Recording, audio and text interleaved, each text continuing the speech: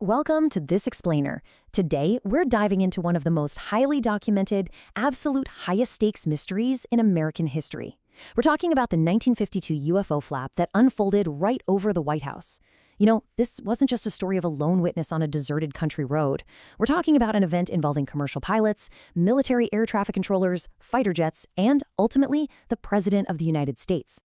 Seriously, think about it. What actually happens when unidentified flying objects buzz the very center of the American government? Well, to understand how this mystery escalated so incredibly fast over 2 consecutive July weekends, we first got to look at the sheer scale of the panic that was already sweeping the nation before a single radar blip even registered over the Capitol. And I mean a massive panic. In just the summer of 1952 alone, the U.S. Air Force was flooded with over 717 new UFO reports. Now, to put that number into perspective, that completely dwarfed the 615 total reports they'd chronicled in the entire 4 years prior. The nation was absolutely gripped by this sudden, intense wave of sightings, and authorities were frankly scrambling to keep up with the overwhelming deluge of data. Part 1. The Summer of Saucers. So how exactly did we get to a point where hundreds of Americans were suddenly reporting anomalies? Well, the media definitely poured gasoline on the fire. Reputable outlets actually started taking the phenomenon incredibly seriously. Take Life magazine, for example. In April of that year, the exact same month they featured Marilyn Monroe on the cover, by the way, they published this massive article asking, "Have we visitors from space?" This was a total game changer.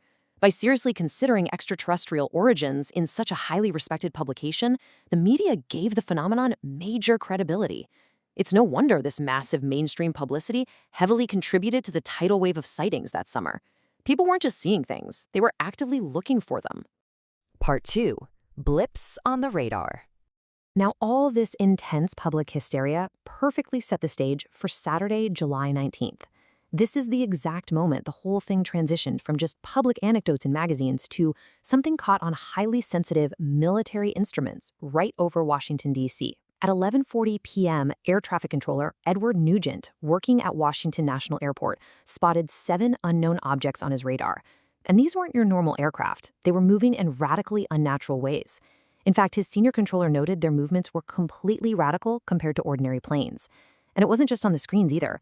Soon after, visual confirmation came in from Andrews Air Force Base.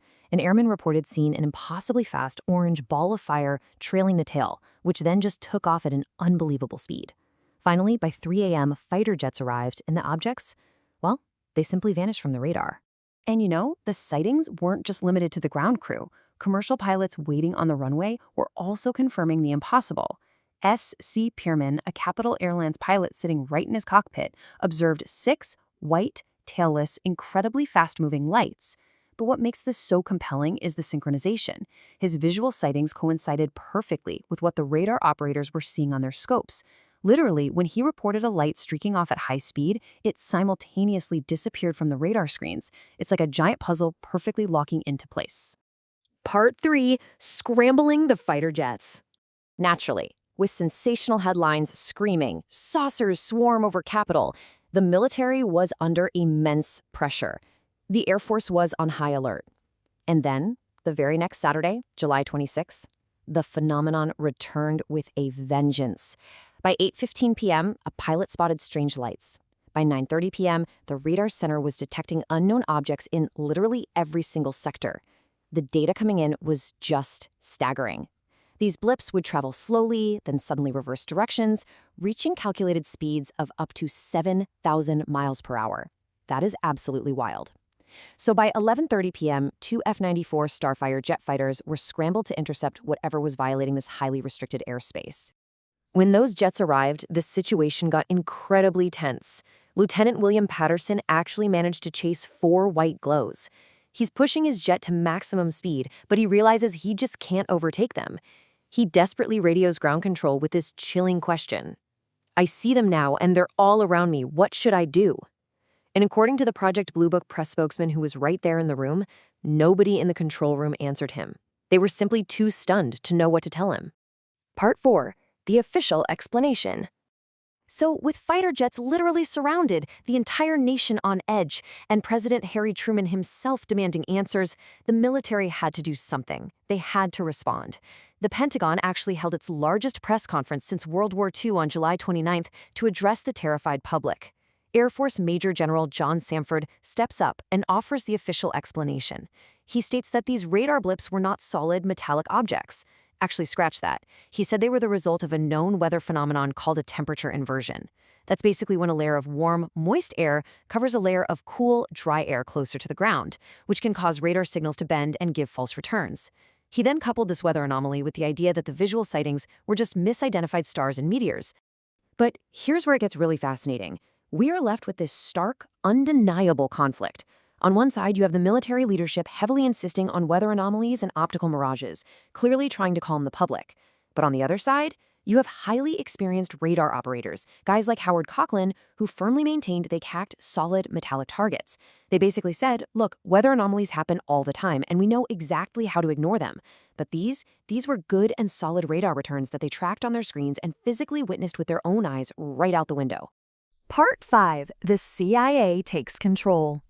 While the Air Force was busy handling this massive public relations nightmare, a much deeper concern was brewing behind closed doors. Because the true climax of this event isn't just about what was seen in the sky. It's about how the resulting fear permanently changed U.S. policy. Remember, we were in the depths of the Cold War. The CIA was watching this public panic with intense concern. As a declassified CIA memorandum from September 1952 clearly states, they saw massive national security implications here. The CIA was terrified that an enemy nation, namely the Soviet Union, could exploit this mass UFO hysteria to deliberately flood U.S. communication channels with false reports. The goal? To cause widespread panic and create a smokescreen to launch a very real sneak attack. And this fear directly led to the creation of the Robertson Panel in January of 1953. Organized by the CIA and chaired by a prominent physicist, this panel fundamentally completely changed how the government handled UFOs. Their recommendations were drastic. The Air Force was literally instructed to spend less time actually studying the reports and instead focus their efforts on publicly debunking them.